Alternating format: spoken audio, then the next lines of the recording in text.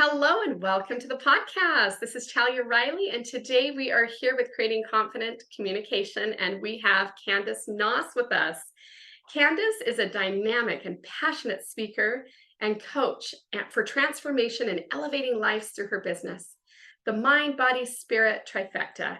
As an expert in cognitive behavioral therapy, along with her 20 plus years working as a physical therapist, Candice brings a wealth of knowledge and real world experience to every stage, course and coaching engagement. By addressing the entire human trifecta, the mind, body, and spirit, she provides a powerful, holistic approach to confident, healthy living. Candice liberates and empowers others to genuinely thrive, which ripples into every facet of life. An elevated life elevates business.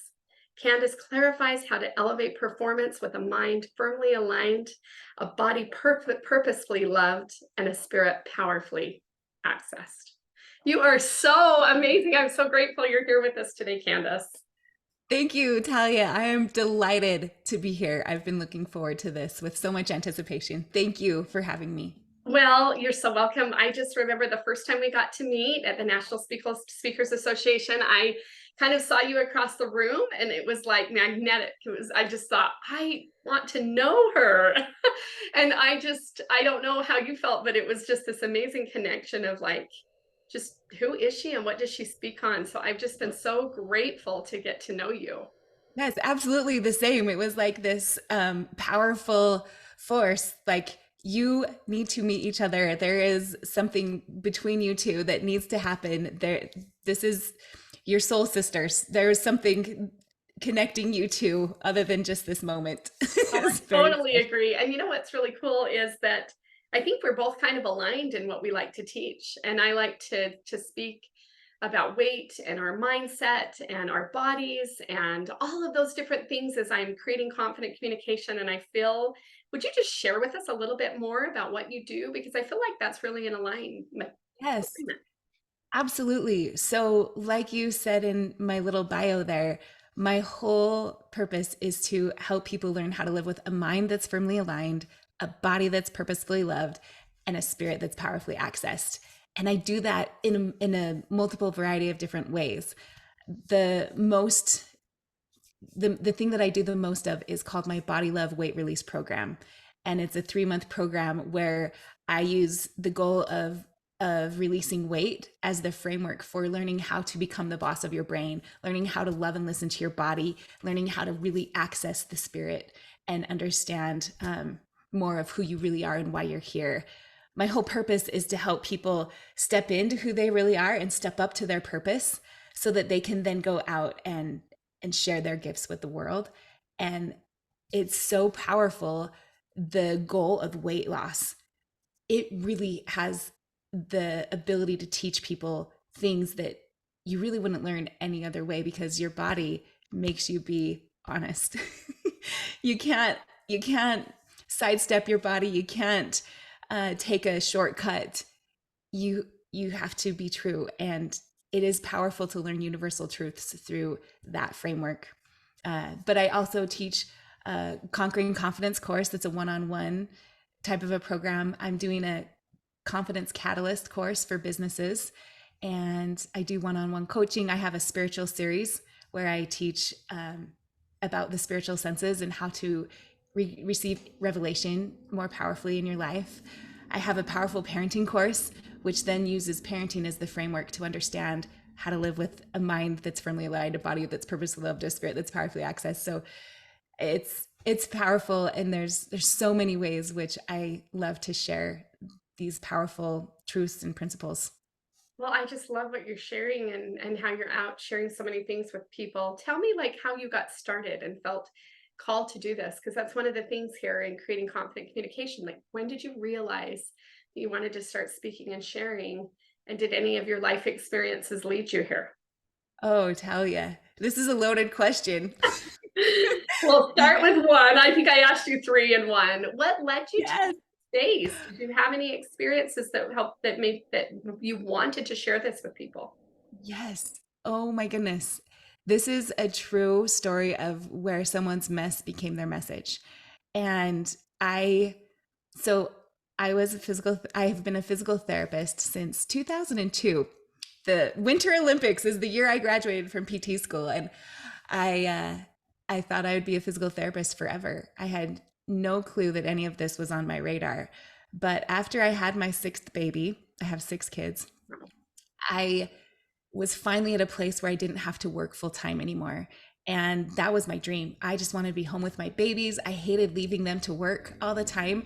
And finally, by baby number six, I was able to stay home. And I should have been happy. We had just moved up to, I live in Hennifer. We had just moved up to Hennifer, built our dream home, and everything on the outside looked like it should have been ideal.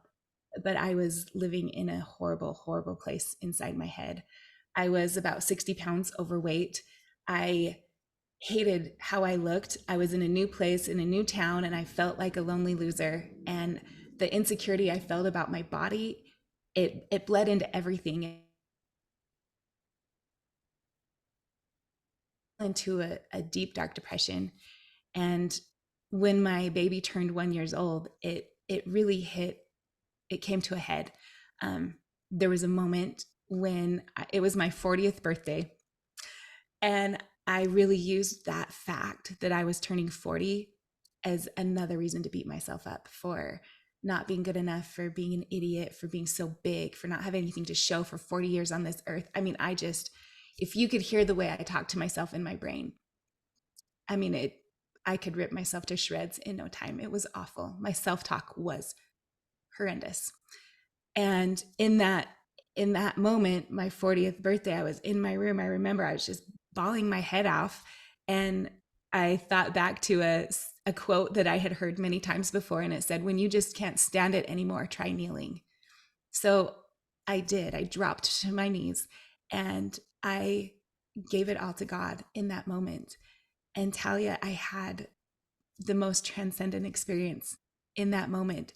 It was as if my consciousness lifted outside of my body, and I was able to look on as if I was a stranger watching a movie. And the words that were coming out of my mouth as I said this prayer, in this place of divinity, in this transcendent place, I was able to cut through all of those lies and see the truth of what was happening. And I was believing so many freaking lies that were nothing but crap, but I was allowing it to rip me apart. And the enemy, Satan, would love nothing more than to destroy us. And I was thinking of destroying myself. And when I saw this and I understood what was happening, it was like, have you ever had one of those ice bucket challenges? Have you ever done that when you put the ice bucket on your face? Yeah.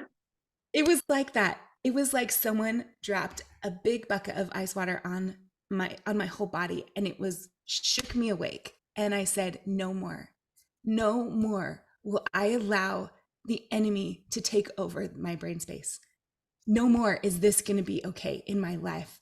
And at that point, I covenanted to God, I covenanted to myself that I would never nurture that voice in my head that told me I was a piece of crap. I would never nurture that voice again. And I would from that point on do things differently.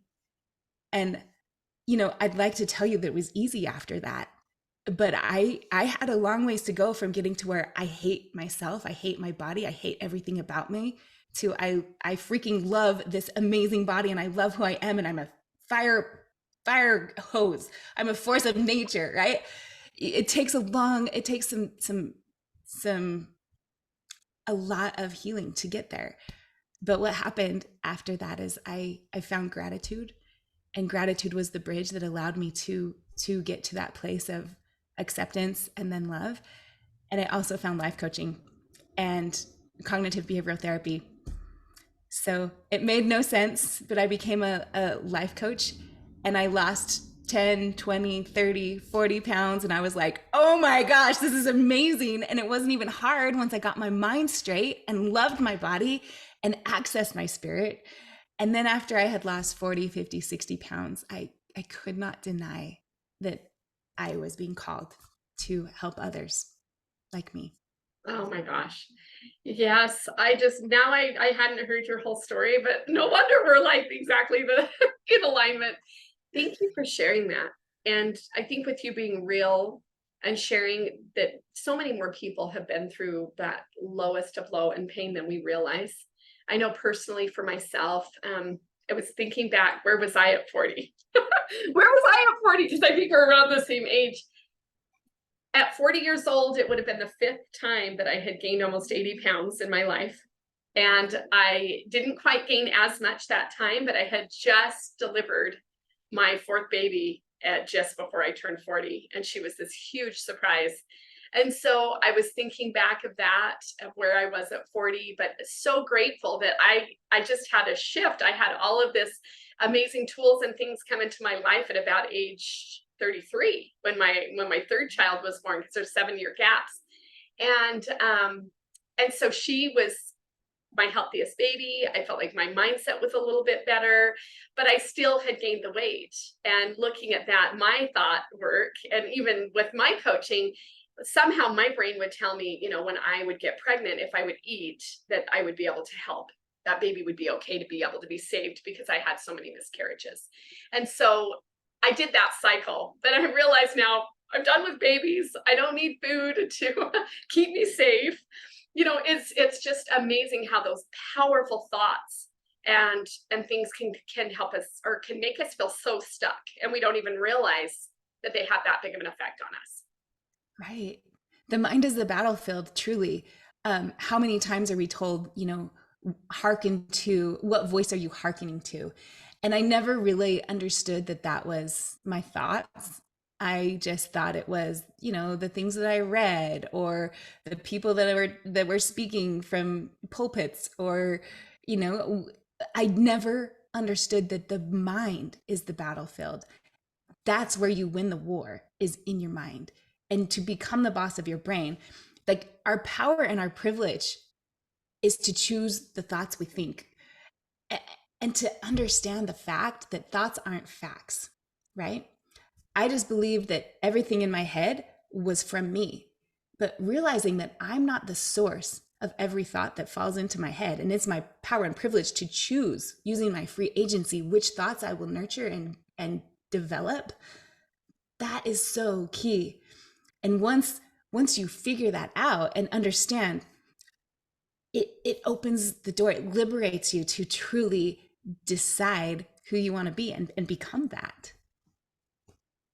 And so with moving forward on this, you probably had to start walking. Well, I'm wondering, you started choosing to walk this journey, to heal the pain, to work on your own brain, to choose to, did I hear you say, go into gratitude for the things that you did have, that you were blessed with, and that, it's interesting. It was kind of like, my book's getting ready to launch really shortly. It'll be out before Christmas.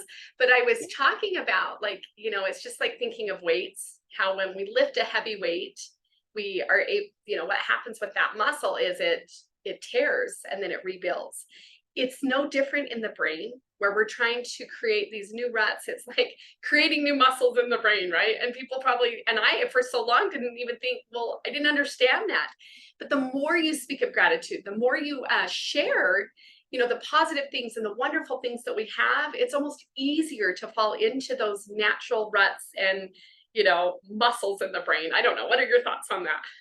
Yeah. So I teach a lot. So through cognitive behavioral therapy and everything, I teach a lot about the lower brain and the higher brain.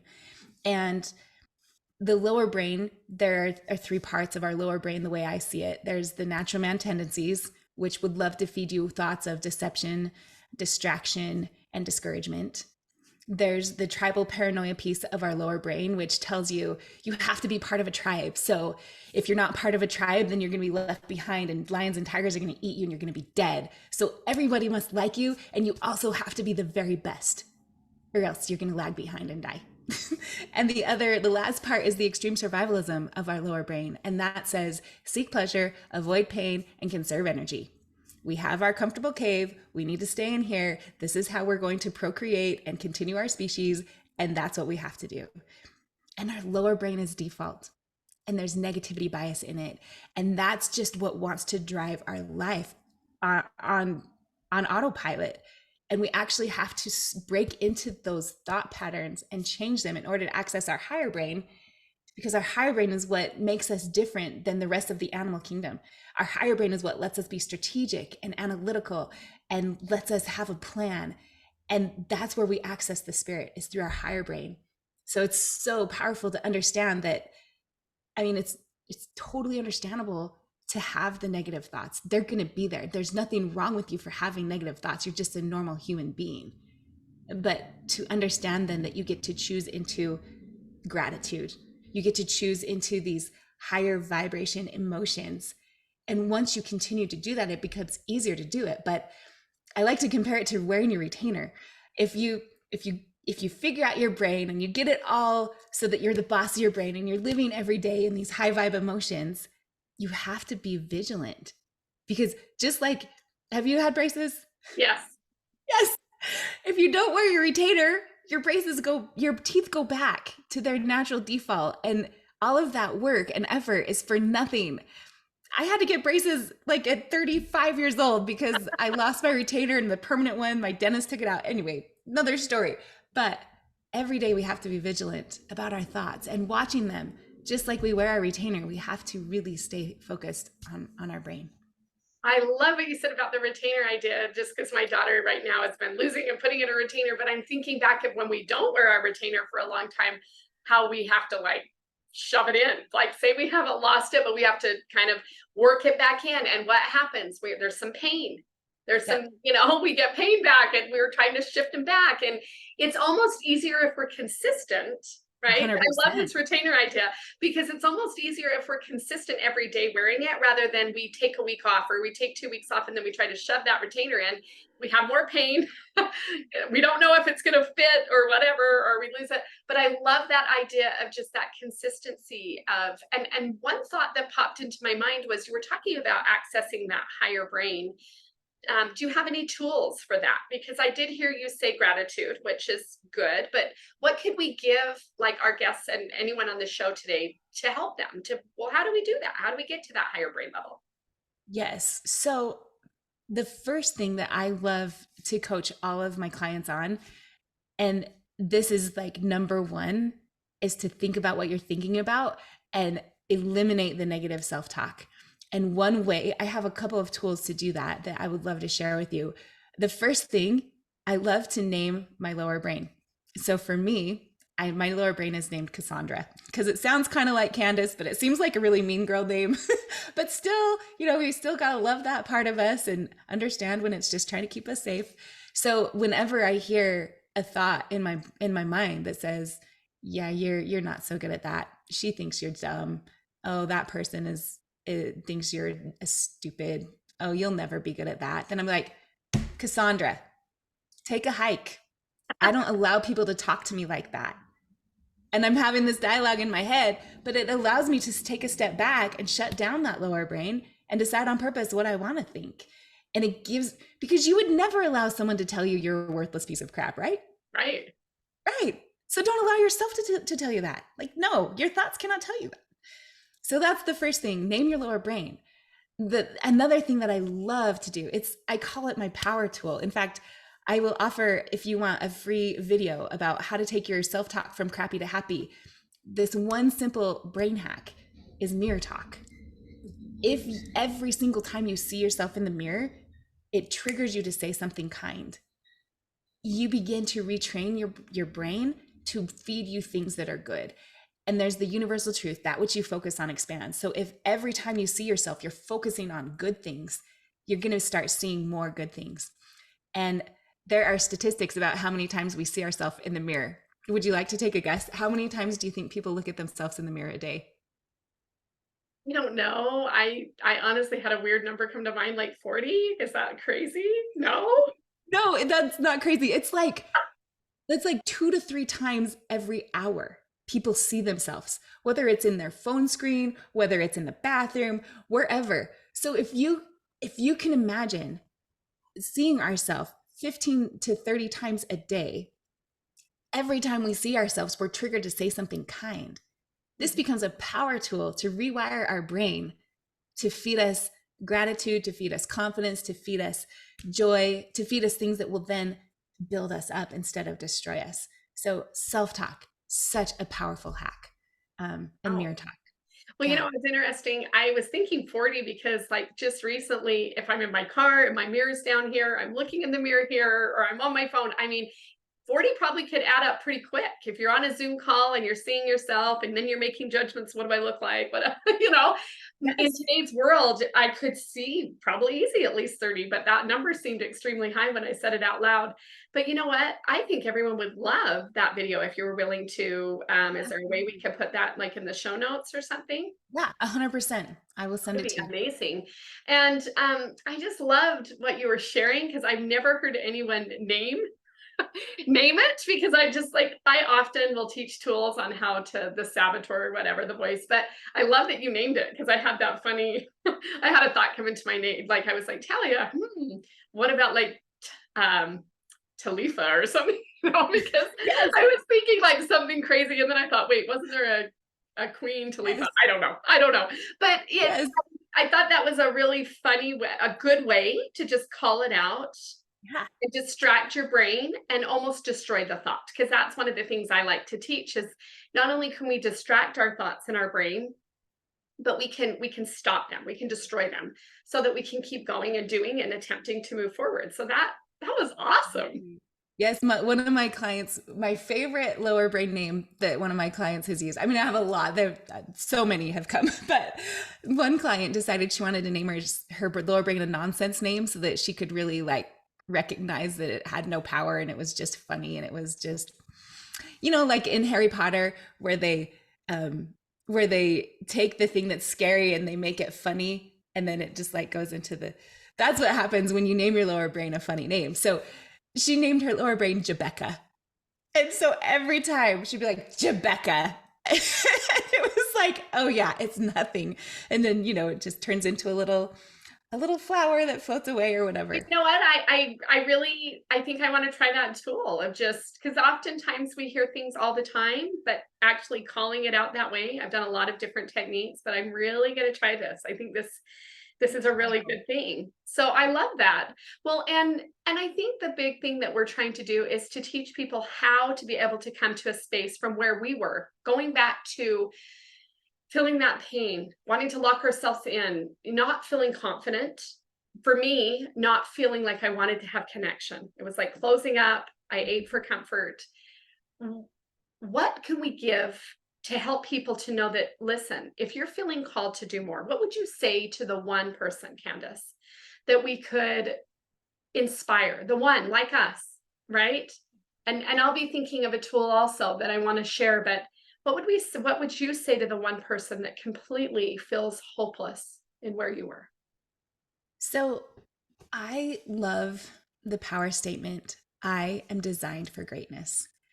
I love that power statement. In fact, it's what I call my podcast. I am designed for greatness. It means you have divinity within yourself.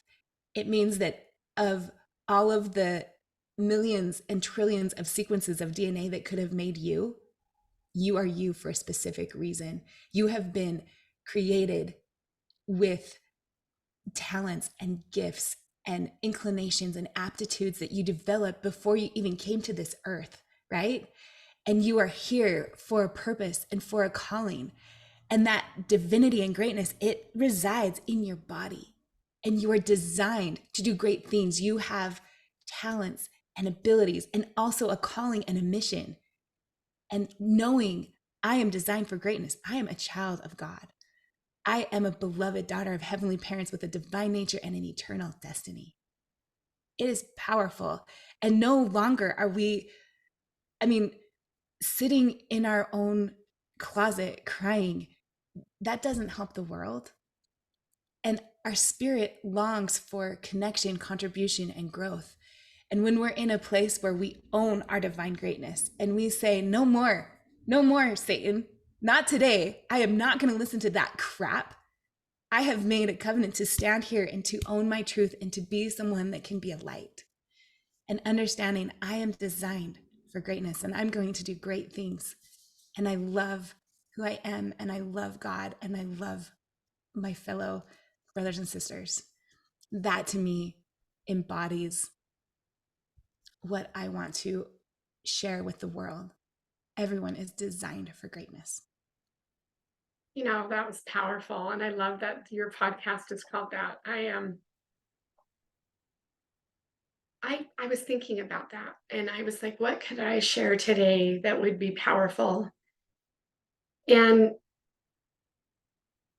I think it's just making a choice and a decision that you want to be something better, that you want to have something greater. It was almost as if that day you were sitting there looking down upon yourself saying, this is miserable. I am not. We almost sometimes want to get to that breaking point that was like, you've had enough, right? This Because far and then no more. no more, because there's nowhere to go than Yes. to go up from there and to make a different choice or thought. When things hit rock bottom, you just take a step up, like just start to move slowly. So I think that thought is, if you're not happy with where you're at with something today, and I had a hard time trying to think of what this tool was today, but I'm glad my brain was going, is just take a baby step forward. Service to me, and that's where you were talking about that contribution with some of those human needs, is huge. If you are absolutely stuck, find a way to help or serve someone. I still remember the day we had done some humanitarian work and I had this free day without kids and everything. And I thought, what can I do to go out and serve today? How can I help? And I don't know if I've told anyone this story. I'm sure I haven't on the podcast, but I I had these like small little thoughts that kept popping into my head because I was going to go out and do great big service for someone. And the first thought that came to my mind was make a delicious, healthy breakfast for your kids. And I was like, okay, I usually do that, but it was like more with love and let's eat and just all joyful. They're like, Mom, this is the best breakfast. And then the next thought, because I was going to get them all out to school and get them out so I could go and do my contribution. And it was like, sit down and read stories and take time to go and discover. And I thought, wow, I realized that was my contribution, to spend this quality time with my children, to show them love, sometimes we get so caught up in all the things that we feel that we need to do for the world and make these changes, but sometimes even within the walls of our home, and taking that time is contributing. And for me, that was my answer, to be showing God my own service. And he's like, listen, I don't need you to do anything huge. Just show up and be present and be loving. And so the whole reason I go around, the whole reason I brought that up is find some way to contribute, even in the smallest way. Call someone rather than text them. Go take them a handwritten note, right? And Right. and I love that you said we're designed for greatness, because it's the little things that create greatness. Don't you agree? Oh, 100%. It's those little things. And if if you're in a place where you're stuck, truly gratitude is a magnet for miracles. And it truly, if you can start to find gratitude and find the gift in the mess, right? Find the gift in the test, find the shining light um, at the end of the trial. The gratitude piece is really, really powerful. I started with just my top three. I would just every day I would think of my top three of the day, and then I would get my kids to tell me their top three, and we started to focus on things that we were grateful for. And that gratitude, it is a magnet for miracles. It is what brought the things to me that I needed. Um, and then done wells. At the end of the day, not only what you're grateful for, but what you did well, and celebrating those wins and celebrating who you are as a person, celebrating your greatness. Like, I woke up today, go me. Even if that's all you can celebrate that, because it will lead to more. And that which you focus on expands. And it is really hard when you're in a deep, dark depression to get out. But truly, gratitude, done wells, celebrating wins, all of those things are choices that you can make that will pull you out, and finding ways to contribute and give service, little tiny ways. Just making breakfast for your kids with a heart of love. It's beautiful. Well, thank you for letting me share that. That was years and years ago that happened. And I love the idea of the Dunwells. Like, as moms, we we made dinner, we checked it off. We took, even my idea was like, take 15 minutes with each child, and make it count, and just spend that time with them, however it is. And that's enough. And so I just want to say I'm so grateful. Candice, you've had so many wonderful things that you've shared with us today. If you guys want to learn more about Candice, we're going to put some things down in the show note, and we'll put her website there. She told you her podcast, Designed for Greatness, right? Mhm. Beautiful. And we just are grateful for you being confident and choosing to come out and connect with people, and have that great communication that you've developed because of your own trials, your own experiences that have helped you overcome and become even greater. People Thank you. often can't relate to us if we haven't been through something of difficulty. Like, now you're an incredible coach and speaker because of the pain and tribulation. And I look back as the gift that you're talking about. Gift. Absolutely. So I Yes. just want to thank you so much for being here today. And we just love and appreciate you, Candice. So thank you. And we'll talk to you soon. We'll connect. We Talia. can't wait to watch that awesome video. Okay, thank you. Thanks, It's been sweetie. my See pleasure. you later.